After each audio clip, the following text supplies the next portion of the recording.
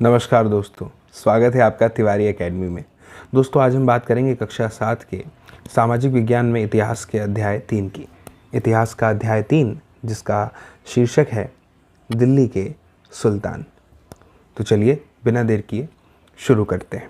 दोस्तों, इससे पहले कि हम अध्याय की शुरुआत करें, इसे जानना समझना शुरू करें, मैं आपको पहले यह बताता हूँ कि इस अध्याय में क्या कुछ खास है जो हम आज के वीडियो में देखने वाले हैं। जैसे कि शीर्षक से ही स्पष्ट हो जाता है, लिखा है दिल्ली के सुल्तान, है ना। दोस्तों, क्या हुआ, 12वीं शताब्दी में दिल्ली जो है वह एक बहुत ही महत्वपूर्ण शहर बन गया था। ठीक है, 12वीं शताब्दी के बीच की अगर हम बात करें, मध्य की बात करें, तो जो तोमर थे, है ना, तो तोमरों को अजमेर के चौहानों ने हरा दिया था, मतलब परास्त कर दिया था। और इसी के समय, इसी काल में जब चौहानों ने तोमरों को परास्त किया, हराया, तो दिल्ली एक बहुत ही प्रमुख वाणिज्यिक केंद्र भी बन गया, यानी व्यापारिक केंद्र भी बन गया। ठीक है, बहुत सारे दिल्ली में अलग अलग मंदिर बने।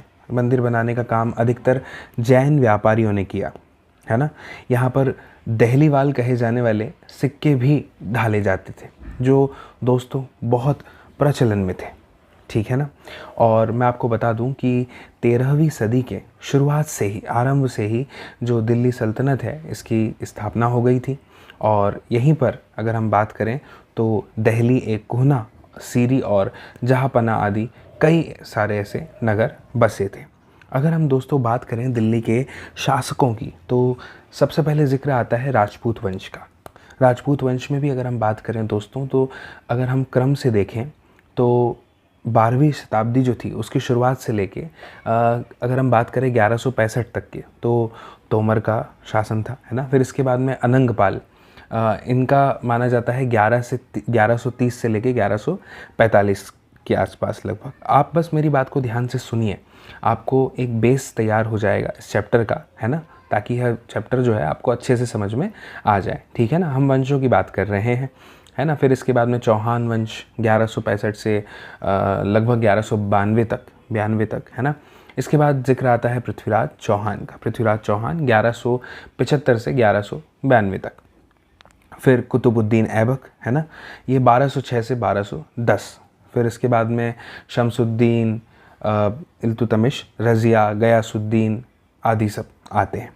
इसके बाद आता है दोस्तों खिलजी वंश। अगर खिलजी वंश की बात करें तो इसमें दो मुख्य रूप से हम देखें, जलालुद्दीन खिलजी और अलाउद्दीन खिलजी। ये कुल मिला के 1290 से 1316 तक की कहानी है।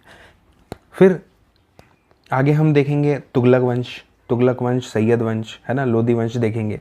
तुगलक वंश की अगर दोस्तों मैं बात करूं तो यह आप मान लीजिए कि लगभग 1320 से 1414 तक के। इसमें हम 3 मुख्य नाम पढ़ेंगे, गयासुद्दीन तुगलक, मोहम्मद तुगलक और फिरोज शाह तुगलक। इसके बाद में जो सैयद वंश का मैंने जिक्र किया, जो 1414 से लेके 1451 तक के, है ना, खिज़्र खान, इसमें हम पढ़ेंगे। तो इसके बाद में लोदी वंश 1451 से लेके 1526 तक। इसमें तो आप जानते हैं बहलोल लोदी, है ना, 1451 से लेके 1489 तक के। ठीक है, यह मत सोचिए कि यह जो मैं आंकड़े बोल रहा हूँ यह आपको याद नहीं हो रहे हैं या दिख नहीं रहे हैं। आप बस मेरी बात को ध्यान से सुनिए, है ना। आप मेरी बात को सुनेंगे, जो मैं कह रहा हूँ वह इतिहास है ना, वह कहानी है। इसकी मन में एक कल्पना, एक इमेजिनेशन तैयार होना दोस्तों बहुत ज़रूरी है। बाकी तो सब हम अभी इस अध्याय में देखने ही वाले हैं, है ना। इसके अलावा इस अध्याय में हमें दोस्तों दिल्ली के जो सुल्तान हैं उनके बारे में जानकारी की बात करते हैं, कैसे मिलती है ना। तो आप जानते ही हैं, अभिलेख से, सिक्कों से, है ना, स्थापत्य के माध्यम से, जो भवन निर्माण की एक कला है उससे मिलती है। इतिहास में अगर हम बात करें दोस्तों, जो एक शब्द आता है तारीख, है ना, उसका जिक्र इस अध्याय में होगा।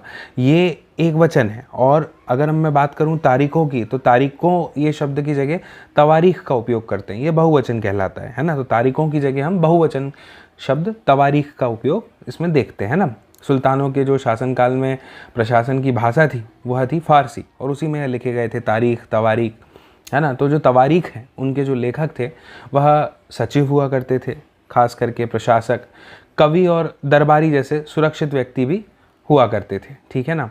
ये क्या करते थे, ये जो घटनाएं इस समय घटी है ना उसका वर्णन करते थे और शासन से संबंधित सलाह भी दिया करते थे। ठीक है ना। अब ये रहते कहाँ थे, तो ये नगरों में रहा करते थे, है ना। क्यों रहते थे, क्योंकि भाई इन्हें इनाम चाहिए था, इनाम पाने की ये आशा रखते थे, तो इसलिए ये नगरों में रहते थे। और इसके अलावा जन्म सिद्ध अधिकार, लिंग भेद, इन सब पर ये आदर्श एक जो है समाज व्यवस्था बनाए रखने की सलाह दिया करते थे। इसके बाद में हम बात करेंगे दिल्ली सल्तनत के विस्तार की, है ना। तो 13वीं शताब्दी के शुरुआत वर्षों में ही दोस्तों क्या है कि जो सुल्तान हैं उन्होंने अपना शासन जो है वह जो रक्षक सैनिकों की टुकड़ी होती है जिसे गैरिसन कहा जाता है, उससे वह किया। गैरिसानों की अगर हम बात करें तो उनका जो विस्तार है वो गयासुद्दीन बलबन, अलाउद्दीन खिलजी और मोहम्मद तुगलक जो थे उनके समय में, उनके राज्यकाल में हुआ था। ठीक है। गैरिसन शहर की अगर हम बात करें तो ये यहाँ पर जो है मुख्य रूप से हम किलेबंद बसाओं को देखेंगे, जहाँ पे किलेबंदी करके लोग रहते थे, सैनिक रहते थे। मुख्य रूप से बात करें तो भीतरी प्रदेश की बात करें, आंतरिक प्रदेश की, तो किसी भी शहर की अगर बात करें या बंदरगाह के आसपास के जो इलाके हैं वो उस शहर के लिए वस्तु सेवाओं की पूर्ति करते थे। ठीक है ना।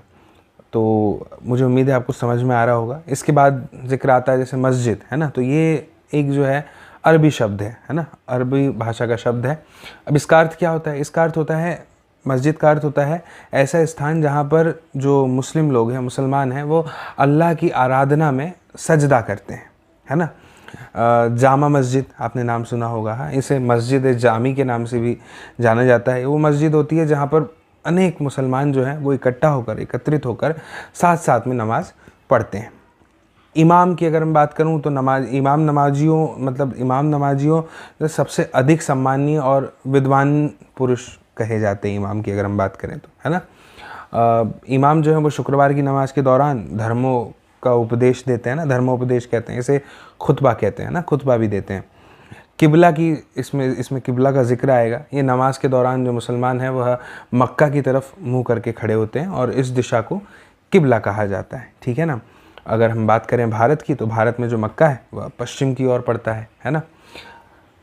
तो मुझे उम्मीद है कि आपको ये समझ में आ रहा होगा, है ना। फिर प्रशासन के बारे में हम इस अध्याय में देखेंगे। जैसे खिलजी और तुगलक वंश की बात करें तो दिल्ली के जो आरंभिक सुल्तान है, विशेषकर जो इल्तुतमिश की बात होती है, तो वो उसने क्या किया था कि सामंत और ज़मींदारों के स्थान पर जो उसके गुलाम थे, जो उनके गुलाम हुआ करते थे, है ना, उनको राजनीतिक पदों पर रख दिया था।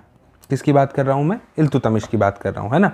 खिलजी और तुगलक जो शासक थे वो बंदगा का इस्तेमाल मतलब करते रहे गुलामों का, है ना। फारसी में बंदगा कहते हैं गुलामों को।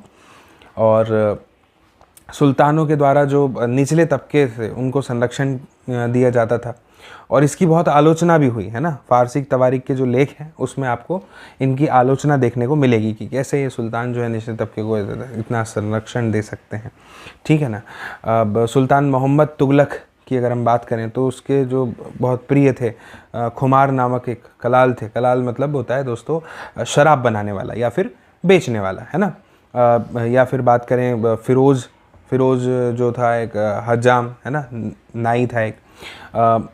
मन का तब्बाक नामक एक बावर्ची था, है ना। तो ये सब उसके बहुत ही मोहम्मद तुगलक के अजीज़ थे, प्रिय थे। ठीक है ना। 14वीं शताब्दी के एक इतिहासकार हैं ज़ियाउद्दीन बरनी, है ना, इनका पिछले अध्याय में भी जिक्र आया था। इन्होंने उसकी जो है आलोचना करी है कि ऐसे लोगों को प्रशासनिक पदों पर इन्होंने बिठाया था, है ना। अगर मैं बात करूं इक्ता की, इसमें यह भी आएगा इक्ता मतलब ये जो विभिन्न प्रकार के इलाके हैं जहां से जो है राजस्व जो है वो वसूला जाता था। मुक्ति की बात आती है ना, तो राजस्व वसूलने वाले जो इख्तेदार थे या फिर अगर हम बात करें कि जो वो सूबेदार हुआ करते थे वो उन्हें कहा जाता था। मुक्ति लोगों द्वारा एकत्रित किए गए जो राजस्व की जो रकम होती है उसका हिसाब लेने के लिए राज्य द्वारा लेखा अधिकारी नियुक्त किए गए थे, उन्हें कहा जाता है ना। अलाउद्दीन खिलजी के शासनकाल में की अगर हम बात करें तो उसमें भी राजस्व निर्धारण और वसूली के कार्य को राज्य ने अपने नियंत्रण में ही ले लिया था। और उस समय मुख्य रूप से 3 प्रकार के कर थे। जैसे खराज, है ना, ये खराज मतलब होता है उपज का 50% हिस्सा देना पड़ता था। मवेशियों पर कर लगाया गया, घरों पर कर था आदि। फिर हम बाद में देखते हैं मंगोलों का आक्रमण, है ना, इसमें चंगेज़ खान था, उसके नेतृत्व में मंगोलों ने आक्रमण कर दिया 1219 में उत्तर पूर्वी ईरान में, है ना। ट्रांसऑक्सियाना जो थे आधुनिक उज्बेकिस्तान यानी आज का, उस पर हमला किया और उसके ठीक बाद दिल्ली सल्तनत पर उन्होंने हमला कर दिया। अलाउद्दीन खिलजी और मोहम्मद तुगलक के शासनकाल की बात करें तो उस समय दिल्ली पर जो मंगोल थे उनके जो हमले थे वो बढ़ गए थे। इसके बाद में हम इस अध्याय में मुख्य रूप से अलाउद्दीन खिलजी और मोहम्मद तुगलक को भी देख लेंगे, दोनों के बीच में एक अंतर की तरह पढ़ लेंगे, अध्ययन कर लेंगे ताकि वो अच्छे से समझ में आ जाए। इसके अलावा भी और बहुत सारी चीज़ें हैं इस अध्याय में जो हम देखेंगे। तो चलिए शुरू करते हैं और समझते हैं कहानी को। हमेशा की तरह पहले मैं पैराग्राफ रीड करूँगा और आपको समझाऊँगा जो है, ठीक है। दोस्तों, हमने अध्याय 2 में देखा कि कावेरी डेल्टा जैसे क्षेत्र बड़े राज्यों के केंद्र बन गए थे। क्या हमने गौर किया कि अध्याय 2 में ऐसे किसी राज्य का जिक्र नहीं है जिसकी राजधानी दिल्ली हो रही हो? इसकी क्या वजह हो सकती है? इसकी वजह यह है कि दिल्ली महत्वपूर्ण शहर 12वीं शताब्दी में ही बना था, इसलिए इसका जिक्र हमने पहले नहीं देखा। अब यहाँ पे कहा जा रहा है कि तालिका 1 पर नज़र डालिए। पहले तोमर राजपूतों के काल में दिल्ली किस साम्राज्य की राजधानी बनी? 12वीं सदी के मध्य में तोमरों को अजमेर के चौहानों, जिन्हें चाहमान नाम से भी जाना जाता था, इन्होंने परास्त कर दिया। तोमरों और चौहानों के राज्यकाल में ही दिल्ली वाणिज्य का एक महत्वपूर्ण केंद्र बन गया। इस शहर में बहुत सारे समृद्धिशाली जैन व्यापारी रहते थे जिन्होंने अनेक मंदिरों का निर्माण करवाया। यहाँ दहलीवाल कहे जाने वाले सिक्के भी ढाले जाते थे जो काफ़ी चलन में थे। तो दोस्तों, जैसा कि मैं आपको बता दूं कि मैंने अभी आपको इस विषय में बताया ही था कि कौन कौन का शासन कब कब यहाँ पर रहा है ना। एक बार मैं देख लेते हैं, बता देता हूँ आपको। जैसे देखिए, जिक्र हो रहा है सबसे पहले राजपूत वंश का, है ना। बात करें तोमर की तो आरंभिक 12वीं शताब्दी से लेकर 1665 तक के, है ना, का जिक्र आता है। फिर बात होती है अनंगपाल की। अनंगपाल की अगर हम बात करें दोस्तों तो 1130 से लेके 1145 के बीच का समय, यानी कि लगभग आप मान लीजिए 15 वर्षों का समय, है ना। फिर बात आती है चौहान वंश की। तो चौहान वंश में एक बहुत ही प्रसिद्ध शासक हुए पृथ्वीराज चौहान, है ना। मुख्य रूप से अगर पृथ्वीराज चौहान की बात करें तो 1175 से लेकर 1192 तक के इन्होंने शासन किया, पृथ्वीराज चौहान ने। और पूरे चौहान वंश की बात करें तो 1165 से लेकर यही 1192 तक के बीच की कहानी है।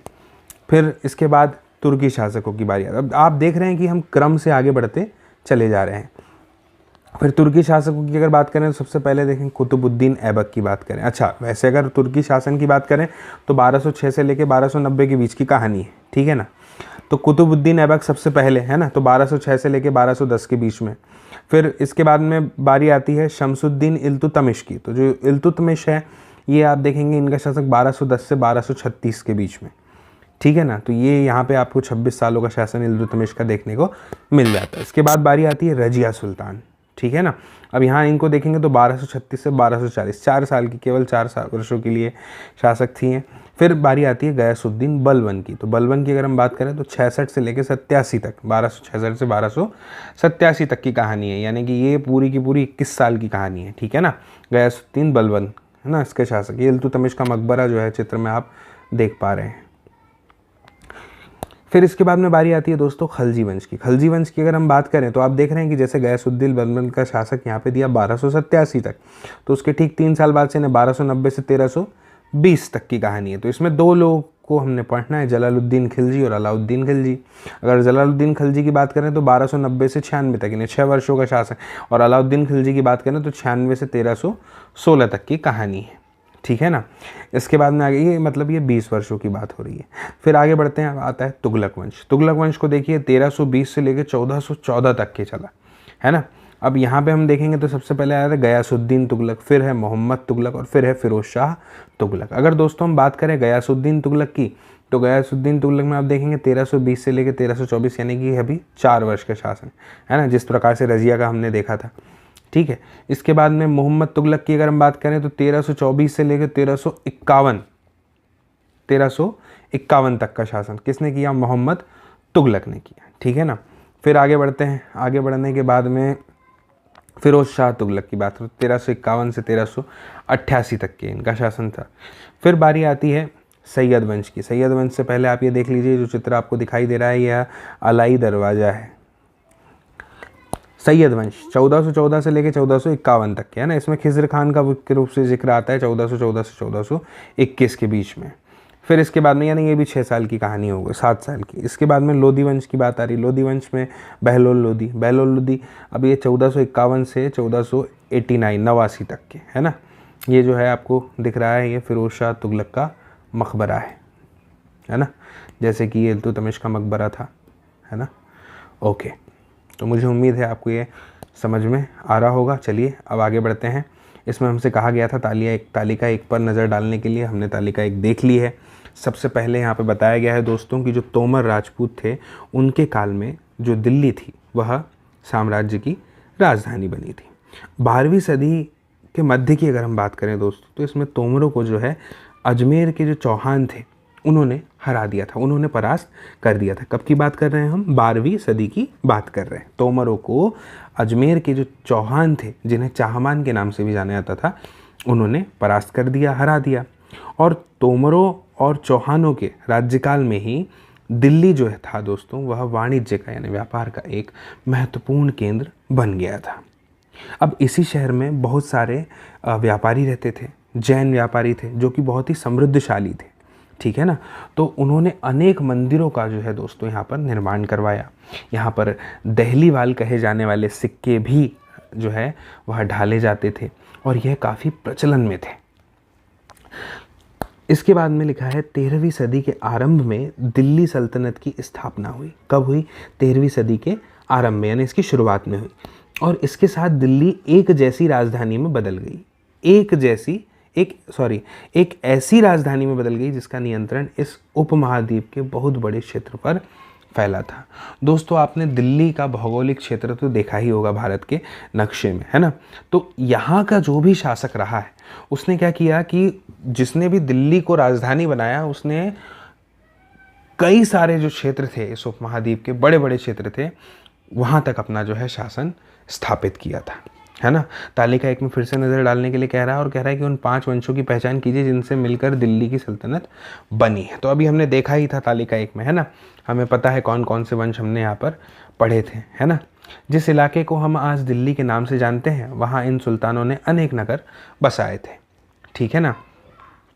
अब आप देखिए यहाँ पे कुछ नाम, जैसे फिरोजाबाद, फिरोज शाह कोटला, है ना, हौज खास, सीरी, जहाँपना, दहली कुहना, कुतुब मीनार, हौज सुल्तानी, तुगलकाबाद, आदिलाबाद।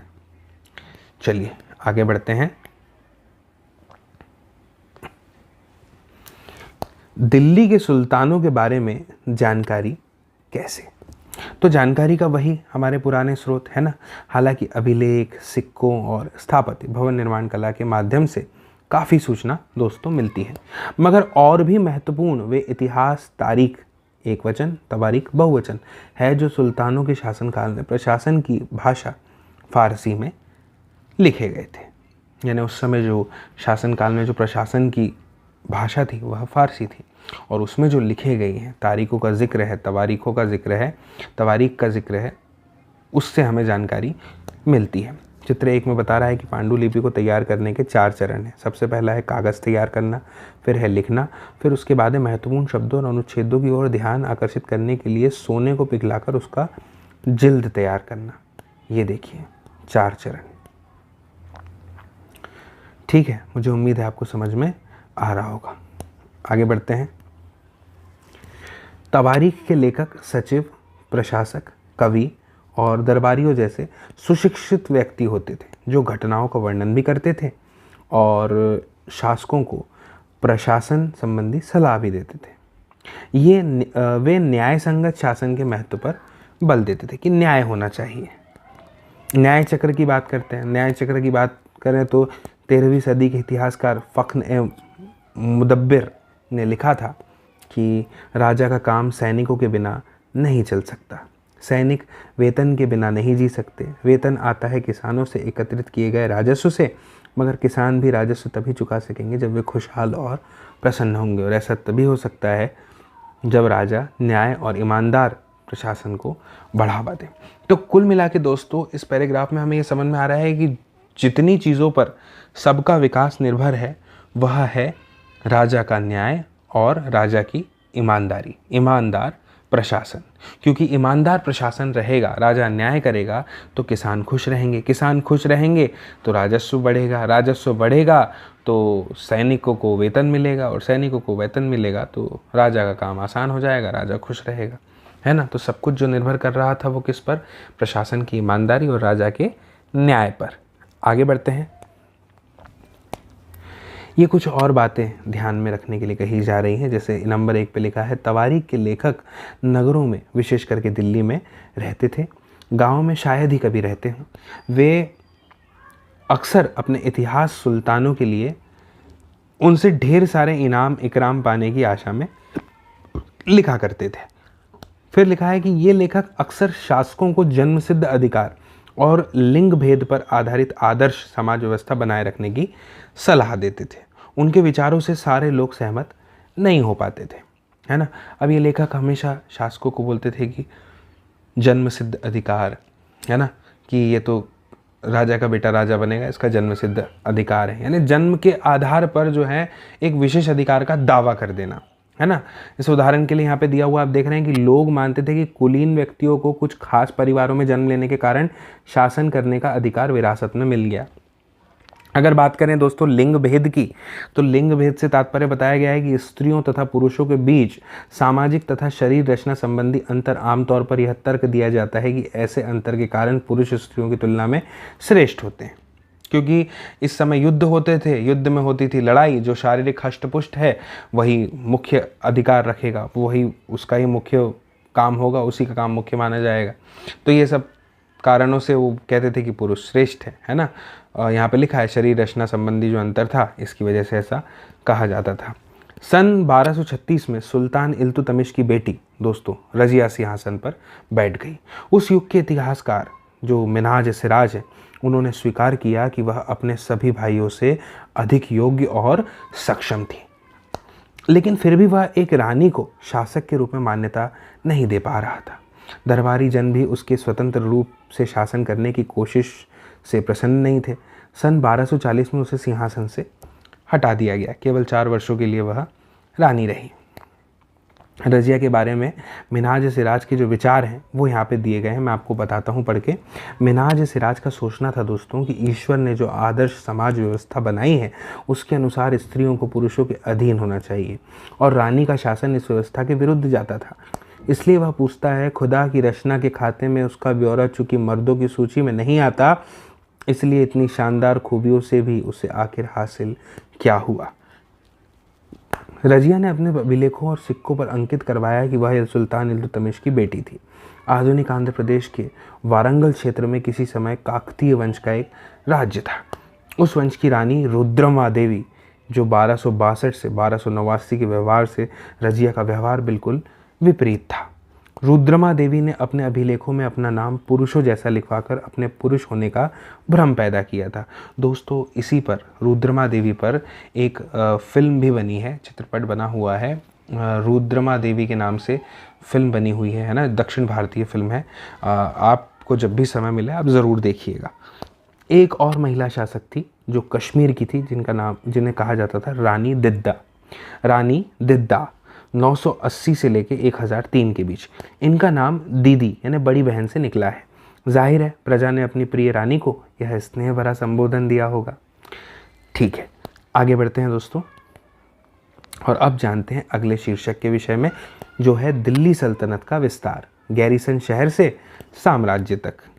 ठीक है, शमसुद्दीन इल्तुतमिश द्वारा जीते गए ये प्रमुख शहर हैं जो आपको मानचित्र 2 में दिखाई दे रहे हैं। अगर मैं शुरुआत से देखना शुरू करूं तो आप देखेंगे काजकोट, नंदाना, लाहौर, उच्च, मुल्तान, तबरहिंद, कोहराम, सरस्वती, सुनाम, बोरवाला, हांसी, बारन, दिल्ली, बदायूं, मंदौर, कोल, अजमेर, सांभामानक, कासली, देवल, बनारस, अवध, लखनौती, और ये बीच में नदियाँ आपको दिख रही हैं, है ना।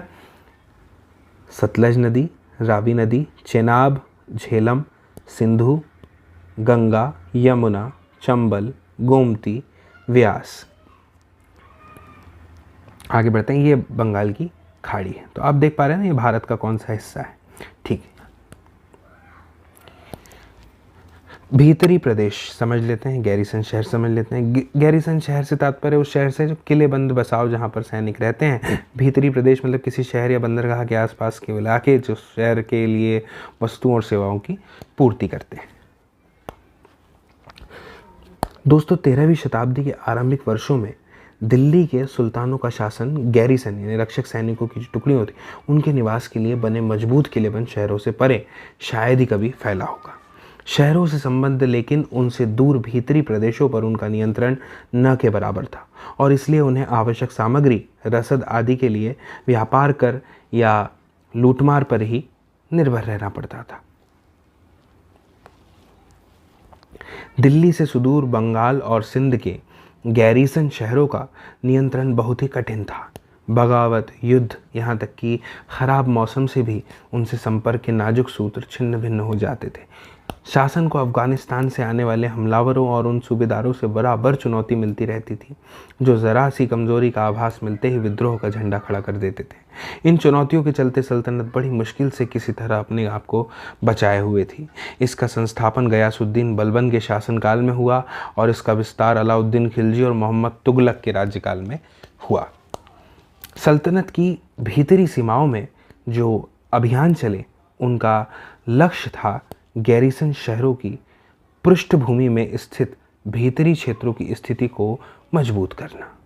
इन अभियानों के दौरान दोस्तों गंगा यमुना के दोआब से जंगलों को साफ कर दिया गया और शिकारी, संग्राहकों तथा चरवाहों को उनके पर्यावास से खदेड़ दिया गया। वह ज़मीन किसानों को दे दी गई और कृषि कार्य को प्रोत्साहन दिया गया। व्यापार मार्गों की सुरक्षा और क्षेत्रीय व्यापार की उन्नति की खातिर नए किले, गैरीसन शहर और शहर बसाए गए। दूसरा विस्तार सल्तनत की बाहरी सीमा पर हुआ। अलाउद्दीन खिलजी के शासनकाल में दक्षिण भारत को लक्ष्य करके सैनिक अभियान शुरू हुए। इसके लिए हमें मानचित्र 3 देखने की आवश्यकता है, हम देखेंगे। और ये अभियान मोहम्मद तुगलक के समय में अपनी चरम सीमा पर पहुँचे। यहाँ पर दोस्तों दूसरे विस्तार का जिक्र हो रहा है, जिसमें बताया कि जो सल्तनत थी उसकी बाहरी सीमा पर यह दूसरा विस्तार हुआ। इसमें अलाउद्दीन खिलजी के जो शासनकाल था उसमें दक्षिण भारत को लक्ष्य किया और सैनिक अभियान शुरू किए गए और ये अभियान मोहम्मद तुगलक के समय में अपनी चरम सीमा पर पहुंच गए थे। इन अभियानों में सल्तनत की सेनाओं ने हाथी, घोड़े, गुलाम और मूल्यवान धातुएं अपने कब्जे में ले ली थी। दिल्ली सल्तनत की सेनाओं की शुरुआत अपेक्षाकृत कमज़ोर थी, मगर 150 वर्ष बाद मोहम्मद तुगलक के राज्यकाल के अंत तक इस उपमहाद्वीप का एक विशाल क्षेत्र इसके युद्ध अभियान के अंतर्गत आ चुका था। इसने शत्रुओं की सेनाओं को परास्त किया और शहरों पर कब्जा किया। इसके सूबेदार और प्रशासक मुकदमों में फैसले सुनाते थे और साथ ही किसानों से कर वसूलते थे, टैक्स लेते थे। लेकिन दोस्तों इतने विशाल क्षेत्र पर इनका नियंत्रण किस सीमा और कितना प्रभावी था, यह तो आप देख ही सकते हैं। आप इस चित्र में देखिए किस प्रकार से जो है दिल्ली के नीचे दक्षिण भारत की ओर आक्रमण किए गए, है ना। कुछ नाम मैं आपको बता देता हूँ, जैसे गुजरात, सोमनाथ, चित्तौड़, रणथंबोर, कड़ा, मांडू, देवगिरी, यादव, वारंगल, काकतीय, होयसल, तंजावुर, द्वार समुद्र, मदुरई, पांडियन, बंगाल, है ना। ये जो साइन आप देख रहे हैं ये सैनिक अभियानों को बता रहा है ना, गुलाबी रंग से जो दिखाया गया है। ठीक है, इस चित्र को देखिए। ये चित्र जो है 12वीं सदी के आखिरी दशक में बनी कुव्वत अल इस्लाम मस्जिद और उसकी मीनार का है। यह जामा मस्जिद दिल्ली के सुल्तानों द्वारा बनाए गए सबसे पहले शहर में स्थित है। इतिहास में इस शहर को दहली ए कुहना यानी पुराना शहर कहा गया है। इस मस्जिद का इल्तुतमिश और अलाउद्दीन खिलजी ने और विस्तार किया। मीनार 3 सुल्तानों कुतुबुद्दीन ऐबक, इल्तुतमिश और फिरोज शाह तुगलक द्वारा बनाई गई थी। आगे बढ़ते हैं। यह जो चित्र आप देख रहे हैं बाईं ओर देखिए, बेगमपुरी मस्जिद, यह मोहम्मद तुगलक के राज्यकाल में दिल्ली में उसकी नई राजधानी जहांपना विश्व की शरण स्थली की मुख्य मस्जिद के तौर पर बनाई गई थी, है ना। इसके बाद में आप देखिए मस्जिद, यह अरबी का शब्द है जिसका शाब्दिक अर्थ होता है एक ऐसा स्थान जहां मुसलमान अल्लाह की आराधना में सजदा यानी घुटने और माथा टेक कर करते हैं। जामा मस्जिद या मस्जिद ए जामी वह मस्जिद होती है जहां अनेक मुसलमान एकत्र होकर साथ साथ नमाज पढ़ते हैं। नमाज की रस्म के लिए सारे नमाजियों में से सबसे अधिक सम्माननीय और विद्वान पुरुष को इमाम या नेता के रूप में चुना जाता है। इमाम शुक्रवार की नमाज के दौरान खुतबा देते हैं। खुतबा मतलब धर्मोपदेश यानी धर्म का उपदेश देते हैं। नमाज के दौरान मुसलमान मक्का की तरफ मुंह करके खड़े होते हैं। बात करें भारत की तो भारत में मक्का पश्चिम की ओर पड़ता है। मक्का की ओर की दिशा को किबला कहा जाता है। आगे बढ़ते हैं। दिल्ली के सुल्तानों ने सारे उपमहाद्वीप के अनेक शहरों में मस्जिदें बनवाई। इससे उनके मुसलमान और इस्लाम के रक्षक होने के दावे को बल मिलता था। समान आचार संहिता और आस्था का पालन करने वाले श्रद्धालुओं के परस्पर एक समुदाय से जुड़े होने का बोध उत्पन्न करने में भी मस्जिदें दोस्तों सहायक होती थी। एक समुदाय का एक अंग होने के बोध को प्रबल करना ज़रूरी था, क्योंकि मुसलमान अनेक भिन्न भिन्न प्रकार की पृष्ठभूमियों से आते थे। यह चित्र आप देख रहे हैं, यह चित्र मोट की मस्जिद का है। सिकंदर लोदी के शासनकाल में यह उसके मंत्री द्वारा बनाई गई थी। चित्र 5 की अगर हम बात करें तो जमाली कमाली की मस्जिद 1520 के दशक में के आखिरी दिनों में निर्मित है। अब हम बात करते हैं अगले शीर्षक की, जो है खलजी और तुगलक वंश के अंतर्गत प्रशासन और समेकन, नज़दीक से एक नज़र।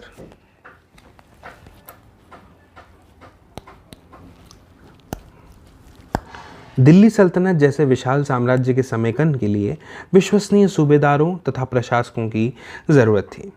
दोस्तों, दिल्ली के आरंभिक सुल्तान, विशेषकर इल्तुतमिश, सामंतों और जमींदारों के स्थान पर अपने विशेष गुलामों को सूबेदार नियुक्त करना अधिक पसंद करते थे। इन गुलामों को फारसी में बंदगा कहा जाता है तथा इन्हें सैनिक सेवा के लिए खरीदा जाता था। उन्हें राज्य के कुछ बहुत ही महत्वपूर्ण राजनीतिक पदों पर काम करने के लिए बड़ी सावधानी से प्रशिक्षित किया जाता था। वे चूंकि पूरी तरह अपने मालिक पर निर्भर होते थे, इसलिए सुल्तान भी विश्वास करके उन पर निर्भर हो सकते थे। गुलाम बेटों से बढ़कर सुल्तानों को सलाह दी जाती थी, जिस गुलाम को हमने पाला पोसा और आगे बढ़ाया है उसकी हमें देखभाल करनी चाहिए, क्योंकि तकदीर अच्छी हो तभी पूरी ज़िंदगी में कभी कभी ही योग्य और अनुभवी गुलाम मिलता है। बुद्धिमानों का कहना है कि योग्य और अनुभवी गुलाम बेटे से भी बढ़कर होता है। आश्रित, जो किसी अन्य व्यक्ति के संरक्षण में रहता हो, उस पर निर्भर हो, उसे आश्रित कहते हैं। खलजी तथा तुगलक शासक बंदगा का इस्तेमाल करते रहे और साथ ही अपने पर आश्रित निम्न वर्ग के लोगों को भी ऊंचे राजनीतिक पदों पर बैठाते रहे। ऐसे लोगों को सेनापति और सूबेदार जैसे पद दिए जाते थे, लेकिन इससे राजनीतिक अस्थिरता भी पैदा होने लगी थी। गुलाम और आश्रित अपने मालिकों और संरक्षकों के प्रति तो वफादार रहते थे, मगर उनके उत्तराधिकारियों के प्रति नहीं रहते थे। नए सुल्तानों के अपने नौकर होते थे। फलस्वरूप किसी नए शासक के सिंहासन पर बैठते ही प्रायः नए और पुराने सरदारों के बीच टकराहट शुरू हो जाती थी।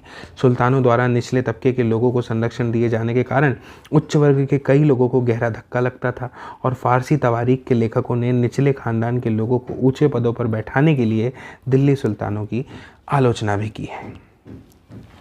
सुल्तान मोहम्मद तुगलक के अधिकारी जन, अगर हम इसके अधिकारी जनों की बात करें तो सुल्तान मोहम्मद तुगलक ने अजीज़ खुम्मार नामक कलाल यानी शराब बनाने वाले बेचने वाला, फ़िरोज़ हज्जाम नामक नाई, मनका तब्बाक नामक बावर्ची और लड्ढा तथा पीरा नामक मालियों को ऊंचे प्रशासनिक पदों पर बैठाया था। 14वीं शताब्दी के मध्य के इतिहासकार जियाउद्दीन बर्नी ने इन नियुक्ति को लेख सुल्तान के राजनीतिक विवेक के नाश और शासन करने की अक्षमता के उदाहरणों के रूप में किया था। आगे बढ़ते हैं दोस्तों और जानते हैं कि इस पैराग्राफ में क्या लिखा हुआ है। पहले वाले सुल्तानों की ही तरह खलजी और तुगलक शासकों ने भी सेना नायकों को भिन्न भिन्न आकार के इलाकों के सूबेदार के रूप में नियुक्त किया। ये इलाके इक्ता कहलाते थे और इन्हें संभालने वाले अधिकारी इक्तादार या फिर मुक्ति कहे जाते थे। मुक्ति का फर्ज था सैनिक अभियानों का नेतृत्व करना और अपने इक्तों में कानून व्यवस्था बनाए रखना।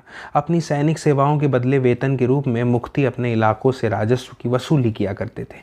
राजस्व के रूप में मिली रकम से ही वे अपने सैनिकों को भी तनख्वाह देते थे।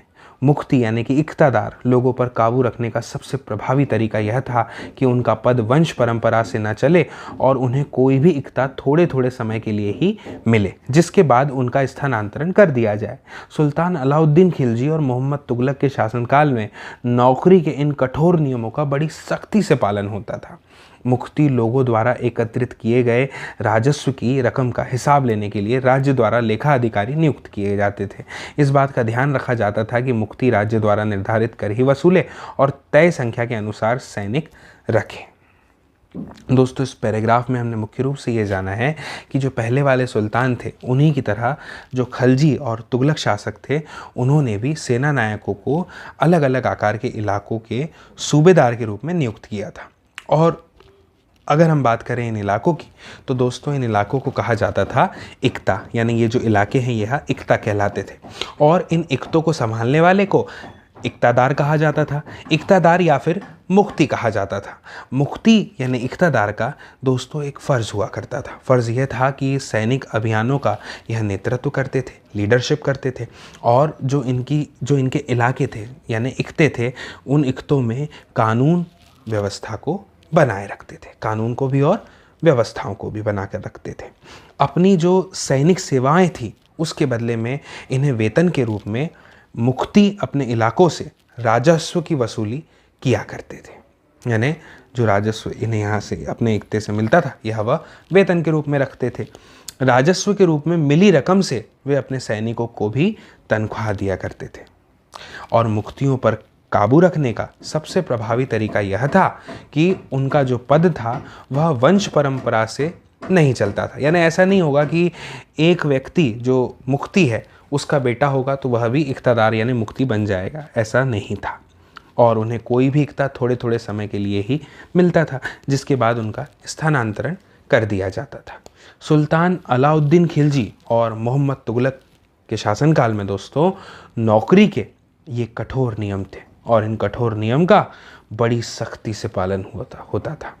मुख्ती लोगों द्वारा एकत्रित किए गए राजस्व की रकम का हिसाब लेने के लिए राज्य द्वारा एक लेखा अधिकारी नियुक्त किए जाते थे, और इस बात का ध्यान रखा जाता था कि मुख्ती राज्य द्वारा निर्धारित कर ही वसूले। ऐसा ना हो कि कर वसूलने का अधिकार मिल गया तो मनमाना कर वसूलने लगे, जितना जी चाहा उतना ले लिया। और तय संख्या के अनुसार ही सैनिक रखें। सैनिकों की बढ़ोतरी भी जितनी संख्या पहले से तय है उतनी ही होगी, उससे अधिक नहीं हो सकती।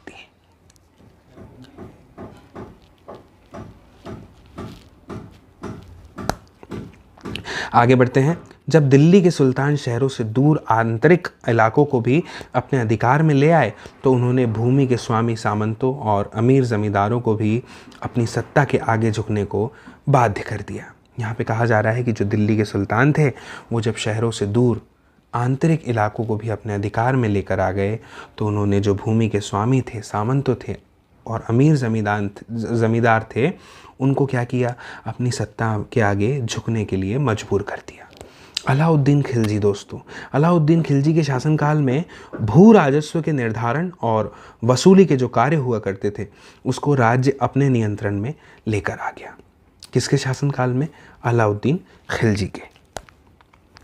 स्थानीय सामंतों से कर लगाने का अधिकार छीन लिया गया, बल्कि स्वयं उन्हें भी कर चुकाने को मजबूर किया गया, बाध्य किया गया। सुल्तान के प्रशासकों ने ज़मीन की पैमाइश की और इसका हिसाब बड़ी सावधानी से रखा। कुछ पुराने सामंत और ज़मींदार राजस्व के निर्धारण और वसूली अधिकारी के रूप में सल्तनत की नौकरी करने लगे। उस समय 3 तरह के कर हुआ करते थे। एक था कृषि पर लगने वाला, जिसे खराज कहा जाता था। खराज मतलब जो कृषि पर लगाया जाने वाला कर है। इसमें क्या होता था कि जो किसान की उपज का लगभग 50% हिस्सा होता था वो देना होता था। मवेशियों पर, जानवरों पर लगाया जाता था और घरों पर लगाया जाता था। यह याद रखना ज़रूरी है दोस्तों कि इस उपमहाद्वीप का काफ़ी बड़ा हिस्सा दिल्ली के सुल्तानों के अधिकार से बाहर ही था। दिल्ली से बंगाल जैसे सुदूर प्रांतों का नियंत्रण बहुत ही कठिन था, और दक्षिण भारत की विजय के तुरंत बाद ही वह पूरा क्षेत्र फिर से स्वतंत्र हो गया था। यानी एक बार दक्षिण भारत पर कब्जा कर लिया था, लेकिन इसके बाद में वह पूरा का पूरा क्षेत्र पुनः स्वतंत्र हो गया। यहाँ तक कि गंगा के मैदानी इलाके में भी घने जंगल वाले ऐसे क्षेत्र थे जिनमें पैठन में सुल्तान की सेनाएं अक्षम थीं। स्थानीय सरदारों ने इन क्षेत्रों में अपना शासन जमा लिया। अलाउद्दीन खिलजी और मोहम्मद तुगलक इन इलाकों पर जोर ज़बरदस्ती कर अपना अधिकार जमा तो लेते थे, पर वह अधिकार कुछ ही समय तक रह पाता था। इस बॉक्स में जो दिया हुआ है इसे पढ़ते हैं। सरदार और उनकी किलेबंदी। अफ्रीकी देश मोरक्को से 14वीं सदी में भारत आए यात्री इब्न बतूता ने बतलाया है कि सरदार कभी कभी चट्टानी उबड़ खाबड़ पहाड़ी इलाकों में किले बनाकर रहते थे, कभी कभी बांस के झुरमुटों में। भारत में बांस पोला नहीं होता, यहाँ बहुत बड़ा होता है। इसके अलग अलग हिस्से आपस में इस तरह से गुथे होते हैं कि उन पर आग का भी असर नहीं होता और वे कुल मिलाकर बहुत ही मजबूत होते हैं। सरदार इन जंगलों में रहते हैं जो इनके लिए किले की प्राचीर का काम देते हैं। इस दीवार के घेरे में ही उनके मवेशी और फसल रहते हैं। अंदर ही पानी भी उपलब्ध रहता है, अर्थात वहाँ एकत्रित हुआ वर्षा का जल, इसलिए उन्हें प्रबल बलशाली सेनाओं के बिना हराया नहीं जा सकता। ये सेनाएं जंगल में घुसकर खास तौर पर तैयार किए गए औजारों से बांसों को काट डालती हैं। अब बात करते हैं दोस्तों इस अगले पैराग्राफ की। चंगेज़ खान के नेतृत्व में मंगोलों ने 1219 में उत्तर पूर्वी ईरान में ट्रांसऑक्सियाना यानी आधुनिक उज़्बेकिस्तान पर हमला किया और इसके शीघ्र बाद ही दिल्ली सल्तनत को उनका धावा झेलना पड़ा। अलाउद्दीन खिलजी और मोहम्मद तुगलक के शासनकालों के आरंभ में दिल्ली पर मंगोलों के धावे बढ़ गए। इससे मजबूर होकर दोनों ही सुल्तानों को एक विशाल स्थानीय सेना खड़ी करनी पड़ी। इतनी विशाल सेना को संभालना प्रशासन के लिए भारी चुनौती थी। आइए देखते हैं कि दोनों सुल्तानों ने इस चुनौती का सामना कैसे किया। अब यहाँ पर एक एक पॉइंट के माध्यम से हम देखेंगे। ये अलाउद्दीन खिलजी और ये मोहम्मद तुगलक। अलाउद्दीन खिलजी की बात करेंगे। दिल्ली पर 2 बार हमले हुए, 1299 1300 में और 1302 1303 में। इनका सामना करने के लिए अलाउद्दीन खिलजी ने एक विशाल स्थायी सेना खड़ी करी थी। अगर बात करें मोहम्मद तुगलक की, तो मोहम्मद तुगलक के शासन के प्रारंभिक वर्षों में सल्तनत पर हमला हुआ, मंगोल सेना परास्त हो गई। मोहम्मद तुगलक को अपनी सेना की शक्ति और अपने संसाधनों पर इतना विश्वास था कि उसने ट्रांसऑक्सियाना पर आक्रमण की योजना बना ली। एक स्थायी सेना तैयार करना उसका एक आक्रामक कदम था। इसके बाद अलाउद्दीन खिलजी ने अपने सैनिकों के लिए सीरी नामक एक नया गैरिसन शहर बनाया और नया गैरिसन शहर बनाने के स्थान पर दिल्ली के 4 शहरों में सबसे पुराने शहर दहली कुहना के निवासियों से खाली करवा दिया और वहाँ सैनिक छावनी बना दी गई। किसने? मोहम्मद तुगलक ने। और निवासियों को दक्षिण में बनी नई राजधानी दौलताबाद भेज दिया। अगर बात करें अलाउद्दीन खिलजी की, तो सैनिकों के पेट भरने की समस्या को गंगा यमुना के बीच की भूमि से कर के रूप में खेती की पैदावार इकट्ठी करके हल कर दिया गया और किसानों की पैदावार का 50% हिस्सा कर के तौर पर तय कर दिया गया था। बात करें अगर तुगलक की, तो सेना को खिलाने के लिए उसी इलाके में खाद्यान्न इकट्ठा किया गया, लेकिन सैनिकों की विशाल संख्या की ज़रूरतें पूरी करने के लिए सुल्तान ने अतिरिक्त कर भी लगाए। इसी दौरान उस क्षेत्र में अकाल भी पड़ गया। बात करें अलाउद्दीन की, तो सैनिकों को वेतन भी देना होता था। अलाउद्दीन ने सैनिकों को इक्ता के स्थान पर नकद वेतन देना तय किया। सैनिक अपना आवश्यक सामान दिल्ली के व्यापारियों से खरीदते थे और आशंका थी कि व्यापारी अपनी चीज़ों की कीमतें बढ़ा देंगे। इसे रोकने के लिए अलाउद्दीन ने दिल्ली में चीज़ों की कीमतों पर नियंत्रण लागू कर दिया। अफसर बड़ी सावधानी से कीमतों का सर्वेक्षण करते थे और जो व्यापारी निश्चित दरों का उल्लंघन करते थे उन्हें सज़ा मिलती थी। बात करें मोहम्मद तुगलक की, तो तुगलक भी अपने सैनिकों को नकद वेतन देता था, लेकिन कीमतों पर नियंत्रण करने की जगह उसने कुछ आज की कागजी मुद्रा की तरह टोकन सांकेतिक मुद्रा चलाई। ये सिक्के धातु के बने होते थे, लेकिन सोने चांदी के न होकर सस्ती धातु के। 14वीं सदी के लोगों को इस मुद्रा पर भरोसा नहीं था।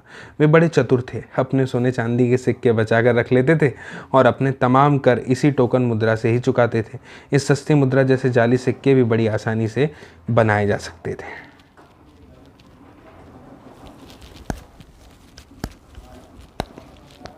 अलाउद्दीन के प्रशासनिक कदमों की बात करें, तो अलाउद्दीन के प्रशासनिक कदम काफ़ी सफल रहे। इतिहासकारों ने कीमतों में कमी और बाजार में वस्तुओं की कुशलता से आपूर्ति के लिए उसके शासनकाल की बहुत प्रशंसा की है। मंगोल आक्रमण के खतरे का भी उसने सफलतापूर्वक सामना किया। लेकिन अगर इधर बात करें तो मोहम्मद तुगलक द्वारा उठाए गए प्रशासनिक कदम बेहद असफल रहे। कश्मीर पर उसका आक्रमण पूरी तरह विफल रहा था। तब उसने तुरान पर हमला करने का इरादा छोड़ दिया और अपनी विशाल सेना को भंग कर दिया।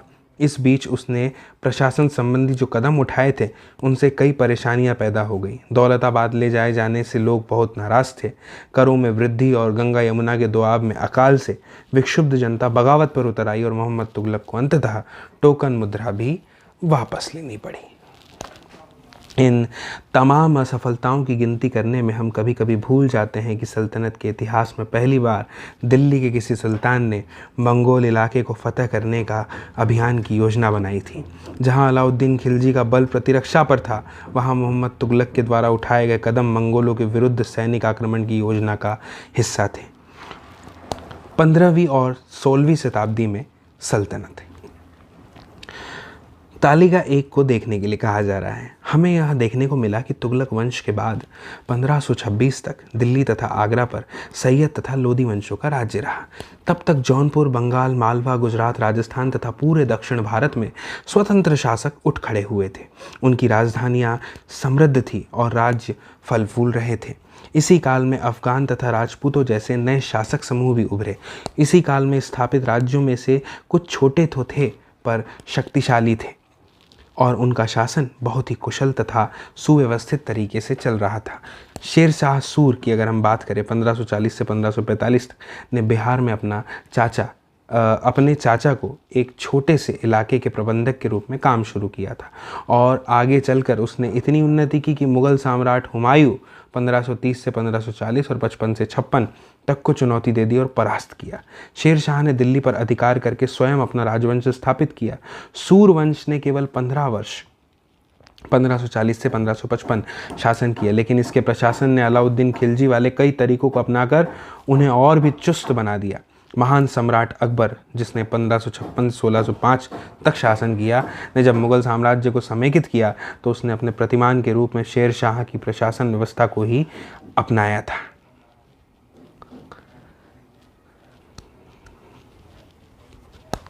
तीन श्रेणियां, ईश्वरीय शांति, नाइट और धर्मयुद्ध।